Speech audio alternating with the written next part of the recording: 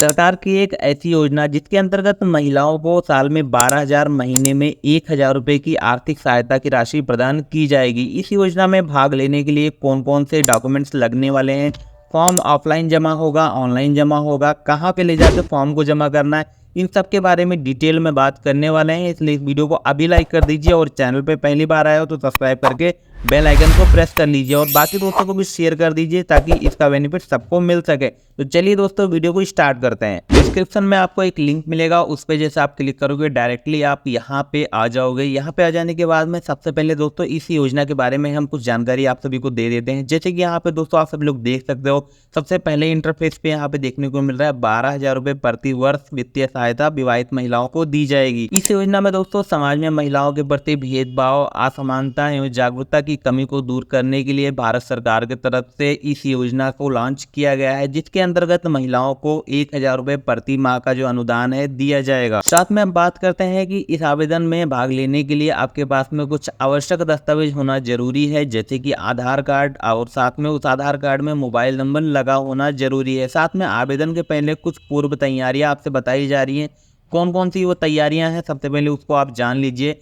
व्यक्तिगत बैंक खाता, यानी कि अगर आपके पास में जॉइंट अकाउंट है तो आप इस योजना में भाग नहीं ले सकते। यहाँ पे आपको अलग से अपना एक अकाउंट खुलवाना पड़ेगा। साथ में उस खाते में बैंक की जो डीबीटी फैसिलिटी है वो सक्रिय होनी चाहिए। अगर वो सक्रिय नहीं है तो आपको आपके बैंक में जाना है, वहाँ पे एक फॉर्म को फिलअप करना है कि उनको बोलना है कि हमारे अकाउंट में जो डीबीटी की फैसिलिटी है उसको सक्रिय कर दीजिए। ठीक है, अब नीचे आ जाते हैं, योजना के कुछ उद्देश्य के बारे में यहाँ पे समझ लेते हैं। यहाँ पे देख सकते हो महिलाओं को आत्मनिर्भर बनाने के लिए यहाँ पे इस योजना को शुरुआत किया गया है। महिलाओं को आर्थिक रूप से सहायता प्रदान की जाने वाली है। साथ में दोस्तों आप सभी को योजना का उद्देश्य तो समझ में आ ही गया, आवश्यक दस्तावेज आपको समझ में आ गया। साथ में यहाँ पे देखोगे आवेदन के पहले क्या क्या चीजें आपके पास होनी चाहिए उसके बारे में भी समझ में आ गया।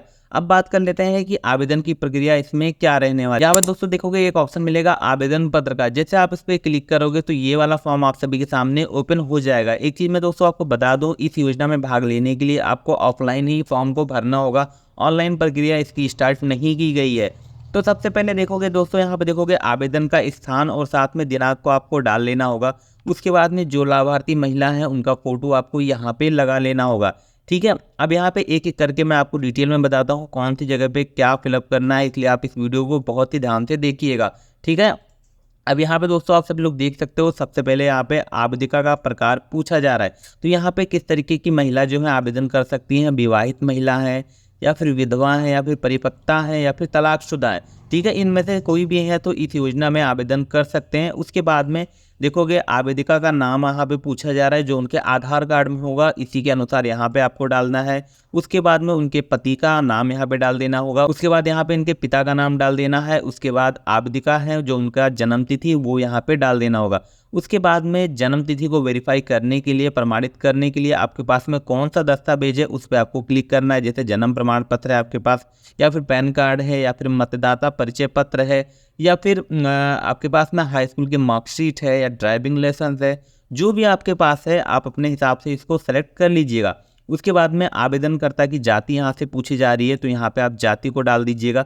किस वर्ग से आप आते हैं इसको यहाँ पे डाल दीजिएगा। उसके बाद में यहाँ पे देखोगे क्या आवेदिका विशिष्ट पिछड़ी जनजाति श्रेणी की हैं, तो अगर आप ऐसे श्रेणी में आते हो तो आप यहाँ पे क्लिक करिएगा, अदरवाइज आप नहीं पे क्लिक कर दीजिएगा। ठीक है, 9th नंबर में आ जाते हैं। अगर आप यहाँ पे विशिष्ट पिछड़ी जनजाति के आते हैं तो कौन से जनजाति के आते हैं, इसमें यहाँ पे देखोगे बहुत सारे ऑप्शन देखने को मिलेगा, कमार, बैगा, बिरोहर, बहुत सारी चीज़ें हैं यहाँ पे। तो आप जिस भी जाति से आते होंगे अपने हिसाब से इसको सेलेक्ट कर लीजिएगा। अब यहाँ पे दोस्तों आपसे पूछा जा रहा है कि जो आवेदन करता है उनका कंप्लीट अस्थायी पता क्या है, तो यहाँ पे आप पूरा अपना कंप्लीट अस्थायी पता डाल दीजिएगा। उसके बाद में यहाँ पे अपने ज़िले को डाल दीजिएगा, अपना ग्राम पंचायत डाल दीजिएगा, अपना ग्राम यहाँ पे डाल दीजिएगा। उसके बाद में यहाँ पे अपने आंगनबाड़ी केंद्र का नाम डाल देना होगा और उसके बाद में आंगनबाड़ी का जो केंद्र कोड है वो आपको यहाँ पे डाल देना है। अगर आपको नहीं पता कि आपके आंगनबाड़ी का केंद्र कोड क्या है तो आपको अपने आगे आंगनबाड़ी में जाना होगा और के परिवक्ता होंगे उनसे बात करके वहाँ से इस कोड को ले लेना होगा। साथ में यहाँ पे देखोगे जो आवेदन करता है उनके आधार कार्ड का क्रमांक नंबर, यानी जो 12 डिजिट का आधार नंबर होता है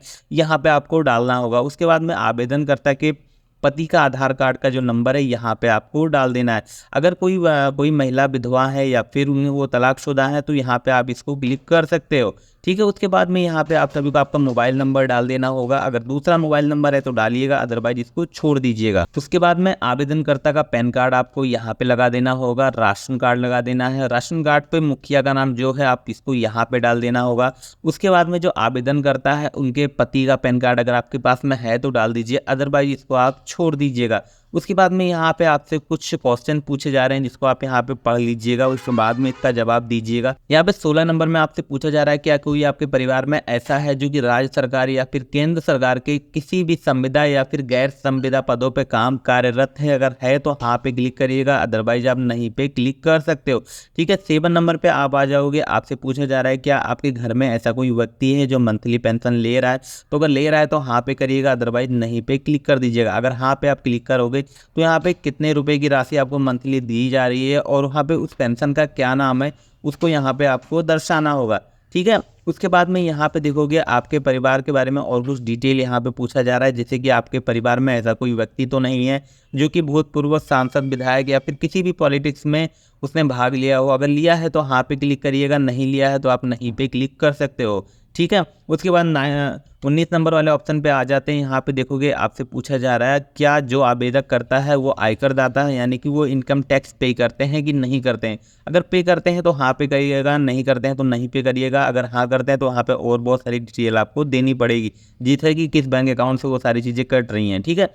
नीचे की तरफ आ जाओगे। अब आप सभी के पास में आवेदन पत्र के साथ निम्नलिखित दस्तावेजों को संलग्न किया जाए जो लागू होंगे, यानी कि ये वाला फॉर्म को फिलअप करने के बाद में उसके साथ में इतने सारे डॉक्यूमेंट आप सभी के पास में और होने चाहिए। कौन कौन से वो डॉक्यूमेंट हैं उसको भी आपको फोटोकॉपी को करवा लेना होगा, साथ में इसी के साथ स्टेपलर करके वहाँ पे सबमिट करना होता है। तो जैसे कि कौन कौन से दस्तावेज है मैं आपको यहाँ पे बता देता हूँ। सबसे पहले आप सभी के जो जन्म तिथि आपने डाला है उसको सत्यापन करने के लिए, जैसे मैंने आपको पहले ही ऊपर बता दिया कि पैन कार्ड या फिर आपके पास में ड्राइविंग लाइसेंस, जन्म प्रमाण पत्र या हाई स्कूल की मार्कशीट हो आप लगा सकते हो। उसके बाद में आपके निवास स्थान को वेरीफाई करने के लिए आपके पास निवास प्रमाण पत्र होना चाहिए, राशन कार्ड आपके पास में होना चाहिए। उसके बाद में जो आवेदन करता है उसका आधार कार्ड की फोटोकॉपी आपके पास होना चाहिए। अगर कोई महिला है, अगर उसकी शादी हो गई है तो विवाह का प्रमाण पत्र आपके पास होना चाहिए। अगर कोई विधवा औरत है तो वहाँ पे उनके तलाक का या फिर उनके पति के मृत्यु प्रमाण पत्र की फोटोकॉपी होनी चाहिए। ठीक है। और यहाँ पे देखोगे जो आवेदन करता है उनके पति का पैन कार्ड अगर आपके पास है तो लगा लीजिएगा, अदरवाइज छोड़ सकते हो। उसके बाद में जो आवेदन करता है उनके पति का आधार कार्ड आपको लगाना है। साथ में अगर कोई महिला है जिसके पति की मृत्यु हो गई है या फिर वो विधवा हो गई है तो उनके पति का मृत्यु प्रमाण पत्र, अगर कोई तलाकशुदा है तो तलाकशुदा का जो सर्टिफिकेट है वो आपके पास में प्रमाण पत्र होना चाहिए। साथ में आपके बैंक पासबुक की एक फोटोकॉपी आपके पास में होनी चाहिए। ठीक है। इतने सारे डॉक्यूमेंट को आप सभी को रख लेना होगा, फोटोकॉपी करवा के इसी फॉर्म के साथ में रखना होगा। ठीक है। उसके बाद में अपने नज़दीकी आंगनबाड़ी केंद्र में जाना होगा और इस फॉर्म को सबमिट कर देना है। जैसे आप इस फॉर्म को सबमिट करोगे नीचे देखोगे एक पावती मिलेगी।